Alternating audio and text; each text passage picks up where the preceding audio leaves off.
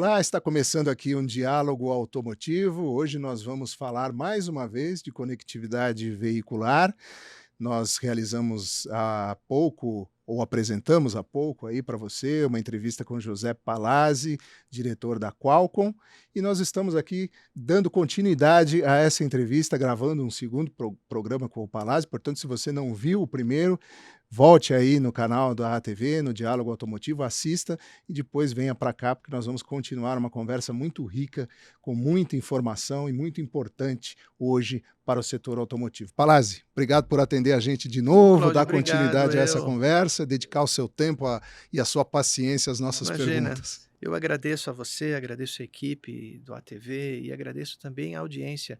Eu tenho certeza que o conteúdo que a gente está compartilhando aqui, que a gente está conversando, ele é de inspiração. E no final das contas, eu tenho observado que muitos dos pontos que você tem me trazido ao longo dessa nossa convivência batem exatamente com o que o mercado pergunta, com o que eles querem saber. Então, eu vou torcer que, de uma forma simples, até pela limitação do nosso tempo, a gente consiga endereçar grande parte das dúvidas que o pessoal tem acerca do tema. Trazer luz sobre muitas questões, porque hoje a conectividade ela está presente, não é? Mas para muitos ela ainda é um mistério, né? Afinal, somos todos leigos, apenas motoristas de carro, por isso que nós temos que aproveitar, e eu sempre que eu tenho oportunidade eu aproveito aqui a sua presença, porque as informações são muito valiosas que você traz. Palazzi, tem crescido muito o debate sobre inteligência artificial, sobre questões técnicas, né? E sobre questões éticas. Qual é a relação hoje da inteligência artificial com o automóvel e o que ela poderá proporcionar de ganhos, de evolução para o veículo e também para o usuário? Claro. Cláudio, no primeiro momento, a inteligência artificial do veículo, ela só foi permitida graças à conectividade, porque a inteligência ou o processamento da base de inteligência, a execução das redes neurais era feita propriamente dita na nuvem. Um exemplo disso são os assistentes de voz que você, conectado, pedia, por exemplo, me leve a esta rua, ou você perguntava ao teu assistente coisas básicas como a previsão do tempo, e você ouvia a resposta dentro do seu carro. Nada diferente do que se tem em casa. Então, para que isso funcionasse ou funcione no tempo presente, há necessidade do quê? De um elemento captador de áudio, transmite o conteúdo para a nuvem processa, devolve uma resposta, essa resposta é passada. A indústria automobilística, no geral, entende que isso é pouco. O usuário não quer isso, porque, afinal de contas, existem limitações. Por exemplo, você está numa rodovia onde a qualidade do sinal não é boa, você não tem o recurso. Então, o que aconteceu? Obviamente começou de uma forma humilde, com poucas bases de conhecimento implantadas dentro do veículo, mas isso está evoluindo muito. Então, eu gosto de citar o exemplo daquele carro da Great Wall Motors, o Haval H6. E, por favor, cito ele, como já citei algumas vezes em outros momentos, Fique à vontade. porque é um veículo que está disponível aqui no Brasil hoje e é um veículo que usa as tecnologias da Qualcomm. Nós temos muito orgulho de ter o Snapdragon nosso da Qualcomm dentro do veículo Haval H6. É um veículo que você conversa com ele, e sem necessidade de ele estar conectado, ele toma ações em função do que você pede para ele. Você fala, por exemplo, Haval, abre o teto solar. Ele abre, Raval, liga o ar-condicionado. Então, às vezes, uma pessoa às vezes me disse assim: ah, mas não tem botões de controle do ar-condicionado, tem que acessar tudo no painel de instrumentos. Eu mesmo falei assim: não, não, para um pouco, para. Você fala com o carro. É muito mais fácil do que ainda ter o botão. Não me distrai. Né? Então, assim, esse eu chamo de um primeiro nível de inteligência artificial. Por quê? Porque ele está reconhecendo comandos de voz. Para reconhecer, a máquina teve que ser treinada. Ou seja, uma base de conhecimento foi criada, não necessariamente lá dentro do carro, fora, mas entendendo fonéticas, olha, entendendo a fonética da língua portuguesa. E eu tenho certeza que vai funcionar com os diferentes sotaques que a gente tem no Brasil. Então isso teve que ser aprendido. Tá claro isso? Ou seja, teve um Claro, aprendizado os de máquina. primeiros multimídia que chegaram aqui, falava com um sotaque fortíssimo, né, Ah, alguns falavam bingo! em inglês, quer Bem dizer, lembrado. está evoluindo. Está evoluindo. Só que a coisa está indo também evoluindo para outros lados. Então, olha só que interessante, ainda no exemplo desse veículo. Hoje, quando você tem aquela câmera, aquele modo de simulação de câmera externa, olhando de cima para baixo, ou seja, não é uma câmera que está lá em cima num drone, ele simula uma câmera fora do carro, então você se olha no painel, você vê o teu carro, e se parece um caminhão, ele plota um caminhão na tela. Então, aquele sistema, a câmera que está no carro mesmo, dentre as N câmeras do carro, o LiDAR, o radar, eles olham e falam, trazem o conteúdo que fazem com que a inteligência artificial, na base de conhecimento que foi levada para o carro e aprendido fora, ou seja, o learning foi feito fora, você está me entendendo, foi instalado no carro, diga assim, aquilo é um caminhão, aquilo é uma moto. E ele se comporta como se houvesse um drone no carro, né? Ele se Ele comporta como mostra se por fosse um drone. cima Não é o incrível? enquadramento, né? Isso é só o começo, tá?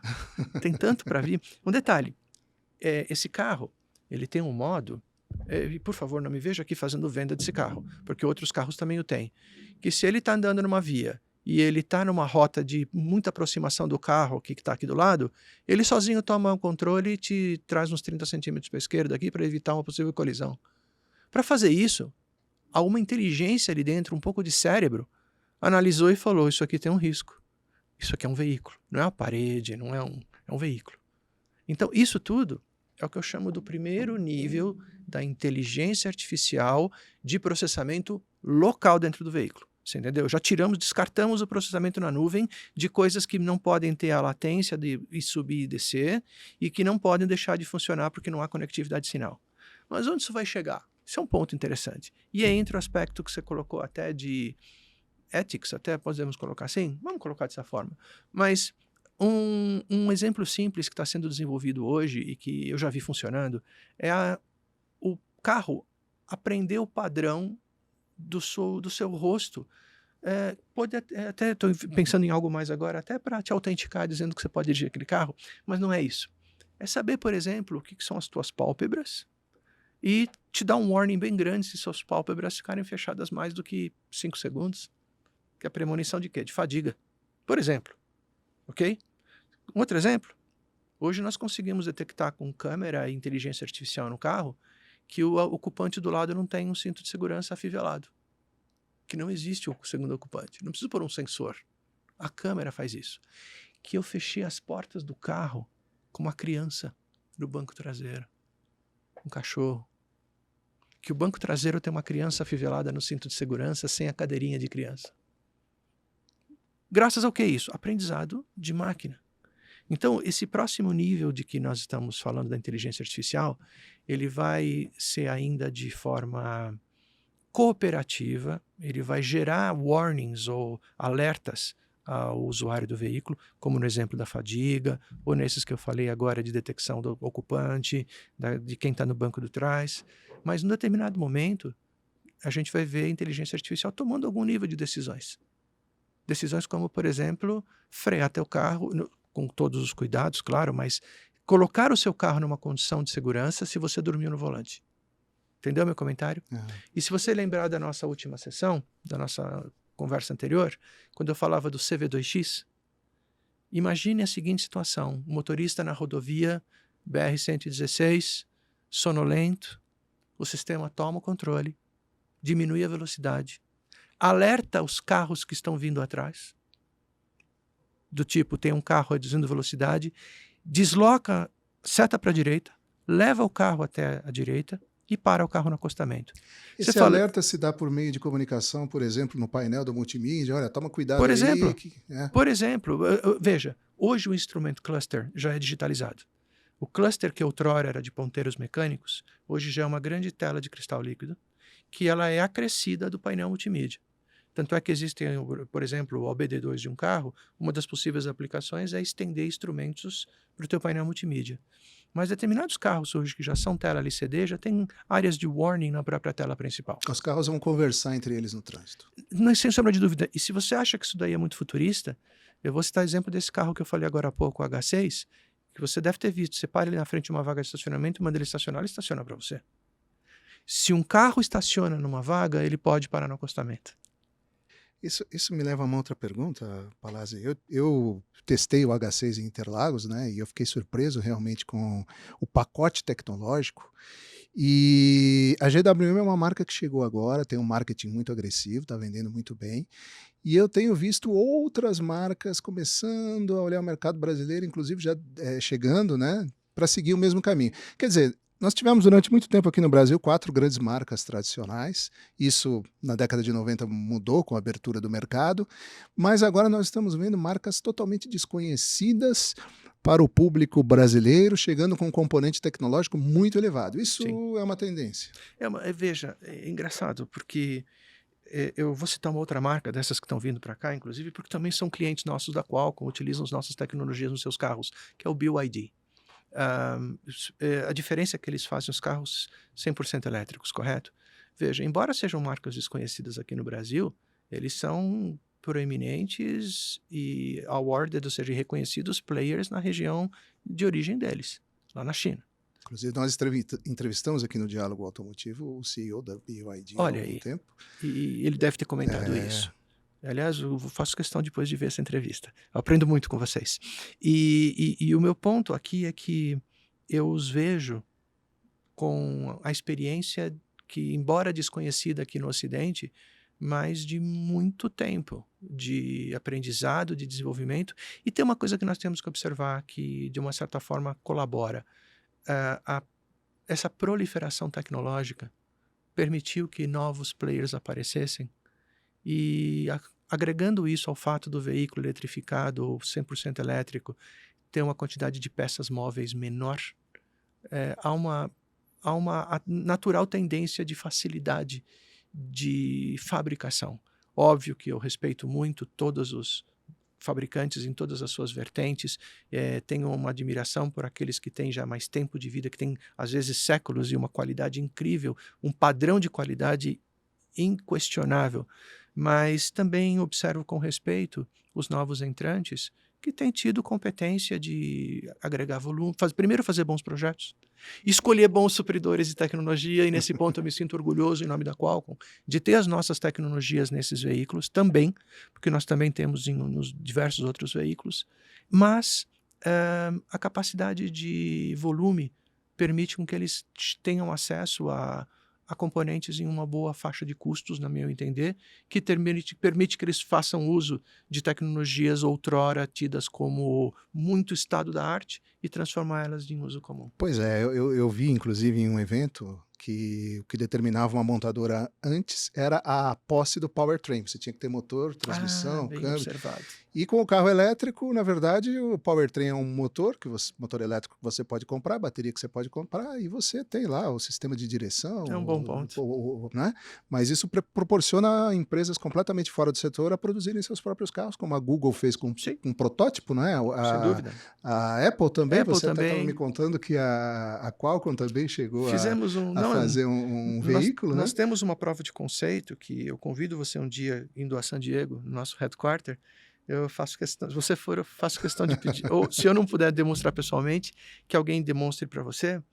É um veículo conceito que incorpora as nossas tecnologias de conforto e de segurança, que vão desde o C-V2X, que eu citei agora há pouco para você, passando pelo conceito chamado Digital Cockpit, que são um painel de instrumentos totalmente configurável e que você consegue ter, por exemplo, a combinação de conteúdo visual com conteúdo audível, de forma a minimizar a tua interação e tirar a tua distração. E não posso deixar de considerar que tem as nossas tecnologias para condução autônoma. Um veículo que você larga numa rodovia e ele vai sozinho. Deixa eu pegar esse gancho aí, nós temos cerca de 2 minutos, o tempo passa muito rápido, né? Quando a gente está se divertindo, é impressionante. Mas eu vou te fazer uma pergunta rapidinho, então, sobre o carro autônomo, né? A gente acompanha testes muitos aí, mundo afora, e outro dia eu estava lendo sobre um congestionamento de carros autônomos, quer dizer, o negócio não andou muito bem. Qual é o estágio hoje do carro autônomo e qual é a sua perspectiva de implantação dessa tecnologia de uma forma segura e definitiva? Claro, a SAE, a entidade que rege engenharia automobilística, ou que opina e recomenda engenharia automobilística, ela definiu 5 níveis de automação que vão do veículo levemente assistido até o veículo totalmente autônomo. Nós estamos hoje vivendo a transferência do nível 3 para o nível 4, que é onde nós temos um determinado grau de autonomia, onde o motorista ainda pode tomar controle, ele sempre vai tomar controle quando necessário, mas não not rely, ou seja, não confiar integralmente no veículo totalmente, para uma condição que é esse nível 4, onde podemos dizer que o motorista teria uma coparticipação. Então, o que é isso? É o veículo que é capaz de ser colocado numa autoestrada, com uma rota traçada, e que ele tem a capacidade de identificar as, as circunstâncias possíveis dentro dessa rodovia. Veículos se aproximando, veículos freando, situações emergenciais quaisquer, e, de uma certa forma, chegar até o ponto onde ele possa devolver para você com segurança, para você tomar novamente a direção do teu veículo. Isso tudo, Cláudio, a gente já tem funcionando, disponível, em legislação ou em aprovação nos países. Existem aspectos externos que proíbem de você falar que isso pode ser proliferado em todo e qualquer lugar. Sabe, você tem a qualidade do solo, do asfalto, que tem que ser observado, levado em consideração. Você tem a qualidade dos motoristas à volta. Veja, se no futuro nós falarmos de rodovias que tenham veículos de transporte de carga somente, ou de transporte de pessoas coletivas, onde todos os veículos sigam o mesmo algoritmo, o mesmo protocolo, ou algo similar de como serão conduzidos naquela rodovia, eu não tenho a menor sombra de dúvida que as tecnologias que nós temos hoje estão perfeitas. O que falta agora é evoluir para essa categoria 5 que eu te disse, que eu acho que vai demorar mais alguns anos para tornar isso economicamente viável, onde se possa conviver com motoristas regulares, com a condução regular do veículo. Mas, do ponto de vista tecnológico, a mensagem para você é: já temos a tecnologia para isso. Do ponto de vista econômico, estamos quase lá. Falta muito pouco para se falar que veículos medianos ou pequenos possam incorporar essa tecnologia. E do ponto de vista da legislação, depende, obviamente, de cada país, dos seus requerimentos, da qualidade do piso, como eu te disse, e coisas tais. É isso aí, nós estamos conversando com José Palazzi aqui no Diálogo Automotivo, a gente vai fazer uma pausa e volta já. 1 ano, 1 milhão de views. O primeiro canal de TV do aftermarket automotivo estreou em março de 2022 para quebrar o paradigma da comunicação entre marcas e públicos na cadeia de negócios do mercado de manutenção veicular. Estava inaugurado o primeiro ambiente audiovisual do aftermarket, com notícias, análises, fatos, opiniões e reportagens que conformam o cotidiano de negócios dessa vibrante cadeia distributiva. As audiências logo se formaram e não pararam mais de crescer, gerando credibilidade e compromisso da ATV com seus públicos e apoiadores, confirmando o novo canal como tendência de mídia para o setor. Muitas novidades seguem sendo preparadas para a expansão do canal, inclusive com transmissões ao vivo, coberturas completas dos grandes eventos do mercado e uma nova grade de programação. Esta é a sua ATV, o canal de TV do aftermarket automotivo, que nasceu há apenas 1 ano, mas já conquistou 1 milhão de visualizações em seus mais de 400 vídeos postados, média superior a 1 vídeo por dia. Que os recordes que comemoramos hoje sejam em celebração da força e do poder econômico da vigorosa cadeia de negócios deste aftermarket e, sobretudo, em agradecimento pela sua audiência, sua divulgação, sua interação e seu apoio a essa nova mídia. A TV, a nossa voz e a sua voz em uma só imagem.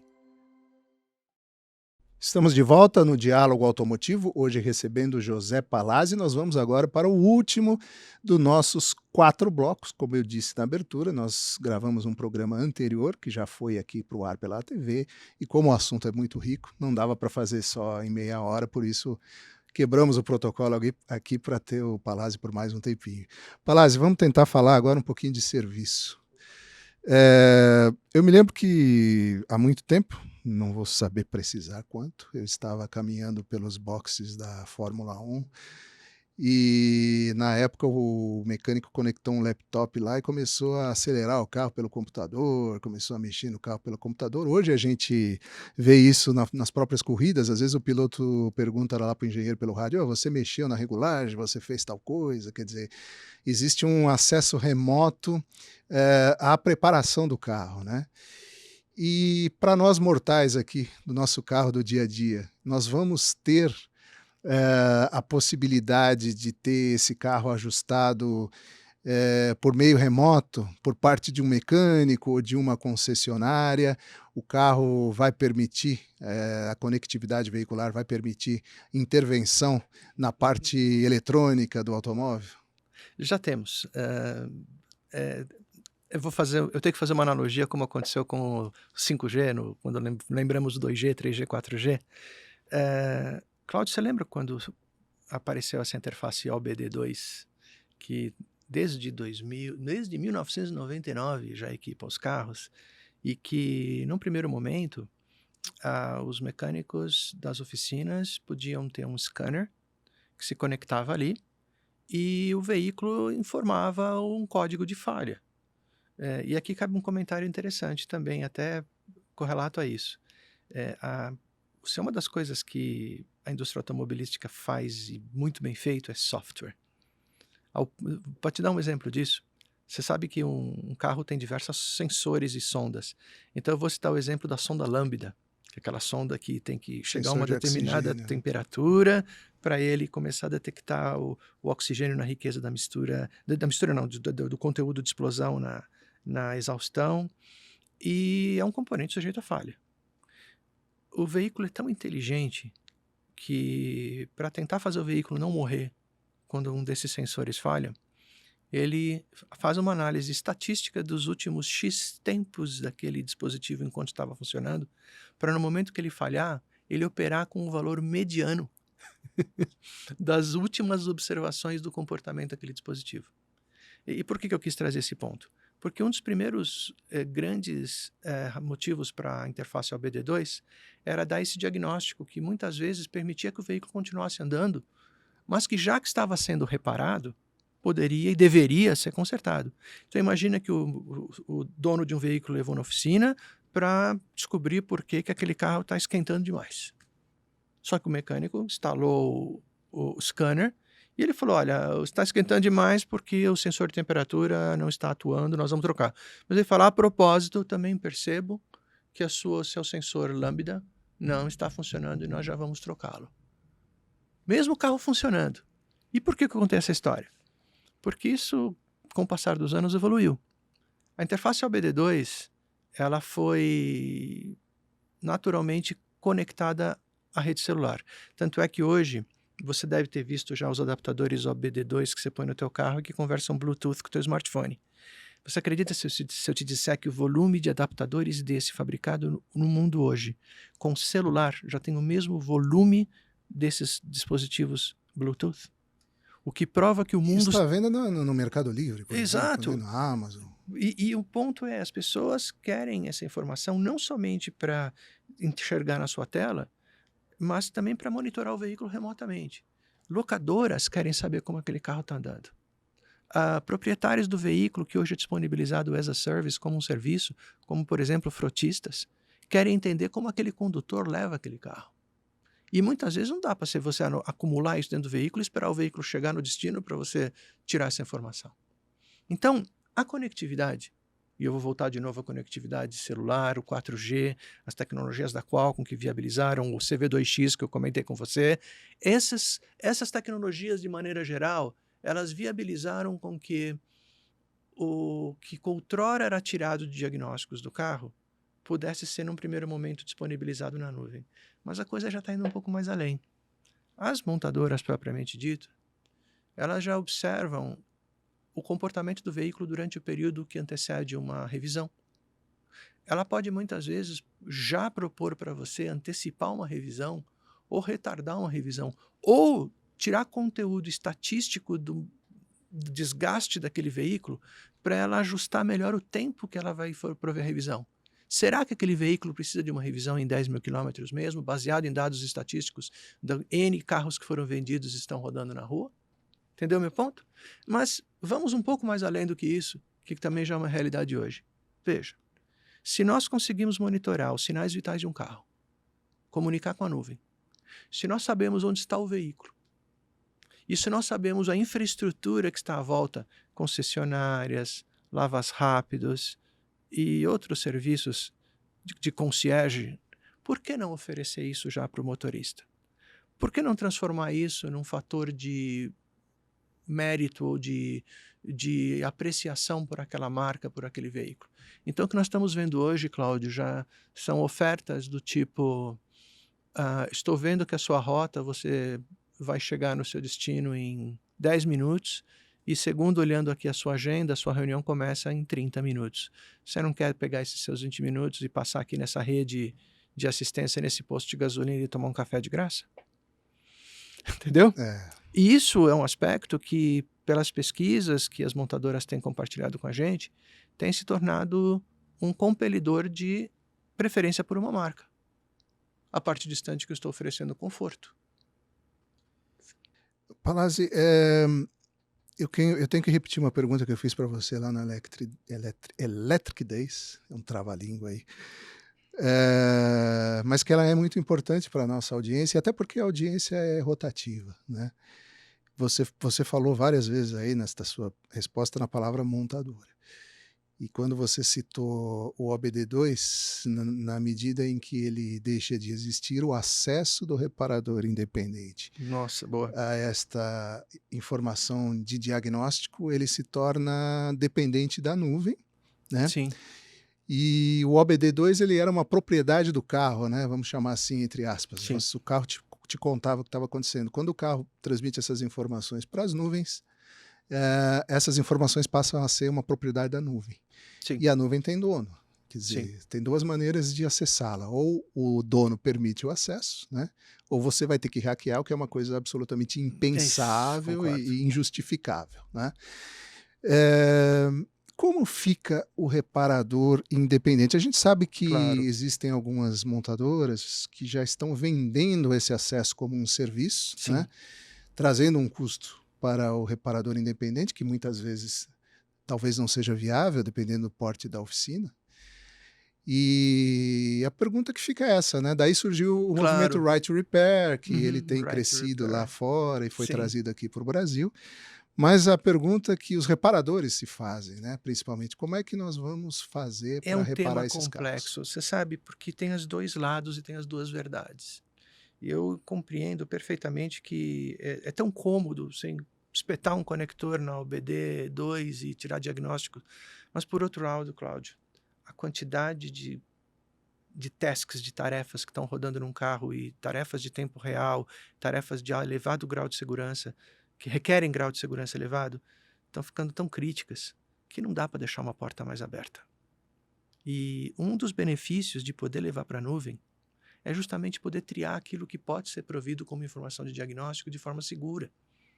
Então, o objetivo, eu obviamente não quero falar em nome da montadora, nem posso, mas pelas reuniões que nós participamos, pelas conversas que nós temos visto preocupação de grande parte das montadoras em disponibilizar conteúdo diagnósticos, mas também obter informação e usar essa porta para fazer atualizações de software, como eu citei outrora aqui hoje, que não podem ser disponibilizadas de forma nenhuma pelo risco de um hacker poder tomar acesso àquilo e fazer um estrago violento. Então, se isso vai ser um serviço, ou se isso vai ser uma fonte de renda, ou se isso... Eu não acredito que seja o caso, mas a minha expectativa é de que até como uma forma de haver a preferência por um veículo, por uma montadora, que haja também facilidades do lado dela de prover para os profissionais da área técnica o conteúdo mínimo que ele precisa para fazer a manutenção dele, que é o diagnóstico, propriamente dito. O que eu posso dizer para você do ponto de vista implementacional atual? Nós já vemos hoje interfaces do conteúdo da nuvem disponibilizados em HTML, em browsers. Então, você não precisa de uma aplicação, um aplicativo específico. Você tendo acesso outorgado pelo fabricante e você selecionando dentro das opções do que ele pode te dar de conteúdo, que não afetam as questões de segurança, eu já vejo exatamente o que eu enxergaria na tela de um aplicativo rodando com o OBD no veículo. Um pouco mais de latência, demorando talvez 2, 3 segundos para eu ter aquele conteúdo no tempo real ao que vem para mim, mas para fins de diagnóstico, tem funcionado perfeitamente bem. Bom, agora eu vou desafiá-lo a responder em 2 minutos. Eu sei Por que é favor. difícil, nosso tempo está acabando e eu teria muitas outras Imagina. perguntas para fazer. Mas os dados são muito valiosos hoje, são o novo petróleo. Sim. Então, aquela pergunta que eu te fiz lá e que eu tenho que repetir aqui exatamente porque, quem sabe, nós estamos sendo assistidos por outras pessoas. Claro. De quem são os dados? Da montadora, ou do carro, ou do dono do carro? Nossa, eu não posso pular essa pergunta, não. Depende. A melhor resposta que eu posso te dar é: eu acho que existem conteúdos de todos. A montadora, ela tem, uma vez que você aprova em contrato que você permite que a montadora colete dados dos parâmetros do teu veículo, é justo que ela os tenha para melhorar a tua qualidade de condução, para melhorar a qualidade com que ela faz aquele veículo. Informações pessoais tuas que você tem no teu painel multimídia, por exemplo, é justo que elas sejam somente tuas e não inegociavelmente vão para fora. Imagens, por exemplo, se você não as quer trafegando para fora do veículo, é sempre visível que exista o comando ou a opção de não permitir que os seus dados vão para fora. Eu coloco para você uma situação que é comum nos dias de hoje e que nós temos que observar, que é o que acontece nos prédios. Quando você entra num prédio que você tem uma plaquinha dizendo estamos fotografando você ou filmando você, mas as imagens não saem desse estabelecimento. É a história do que é combinado não fica caro. Eu acredito que nós vamos ver esse tipo de warning acontecendo cada vez mais para ver uma clara separação do que é conteúdo de tua propriedade e do que é conteúdo, como eu te disse, funcional, que o fabricante do veículo te pede que permita que ele a tenha para melhorar, de novo, o processo produtivo, qualidade daquele veículo e até a tua segurança. Palazzi, muito obrigado. A gente não fez uma entrevista, foi uma aula de Imagina. Conectividade e eu só posso agradecer, tenho certeza que o pessoal vai gostar muito. Olha, Cláudio, nós da Qualcomm, como eu disse no começo, nós não nos divulgamos muito bem, porque nós somos um provedor da matéria-prima que viabiliza o produto que equipa os carros. Então, para a gente é muito apreciável o que a TV nos permitiu aqui trazer hoje. Conte com a gente para o que você precisar e o mais importante é que a audiência deste podcast, que eles se sintam confortáveis em buscar mais discernimento do que a gente porventura discutiu aqui hoje de uma forma muito superficial. Não somos donos da verdade, nenhum de nós é. Então eu gostaria que vissem isso como uma opinião formada de um profissional de uma indústria de tecnologia e que eu confio que possa se juntar com outras opiniões e formar a opinião do pessoal que está aqui assistindo esse podcast para com que eles tomem as decisões racionais em compra de veículo, em definição de que conteúdo pode ser compartilhado ou não e, oxalá, desenvolvam ideias brilhantes, porque aqui no Brasil a gente tem uma capacidade tecnológica incrível. É verdade. Este foi José Palazzi. Nós fomos, portanto, buscar na fonte para o aftermarket automotivo informações sobre conectividade, de quem produz, e esse é um conteúdo com certeza muito valioso que eu espero que vocês tenham gostado. Eu repito, gravamos um programa anterior com o Palazzi, então procure aí no nosso espaço do Diálogo Automotivo aqui na TV, assistam ao programa anterior se vocês não assistiram, deixe seu comentário, se inscreva no canal e acompanhem a programação da TV, sempre com muitas novidades aqui para o mercado brasileiro de manutenção veicular. Fique com a gente, tem ainda muitas novidades no Diálogo Automotivo para você.